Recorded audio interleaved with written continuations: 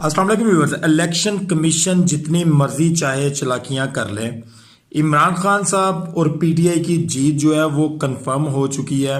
आप सर्वे जिस वक्त मर्जी करवा लें, एक रेफरेंडम करवा लें, आपको पता चल जाएगा, दूध का दूध पानी का पानी हो जाएगा। यहाँ पे जमानतें जब्त होंगी, ये मैं आपको बता दूं। जो लोग यूके से आए हैं, जिनकी इस वक्त तक जो है वो प्लेटलेट्स ठीक है, जिनके स्टंट ठीक है, सारा कुछ ठीक है, अगर इमरान खान साहब को फ्री किया जाता है, आज़ाद किया जाता है और इलेक्शन लड़ने की इजाज़त दी जाती है और फेयर इलेक्शन हो जाते हैं, तो नवाज शरीफ साहब और उनके साथ जो उनके चाहने वाले हैं तमाम लोग की जमानतें जो हैं वो इंशाल्लाह जब्त होंगी और फिर पता चलेगा कि कौन सा हॉस्पिटल इन्होंने ये 40 सालों में बनाया है जहां पे ये अपना इलाज करवा सकेंगे।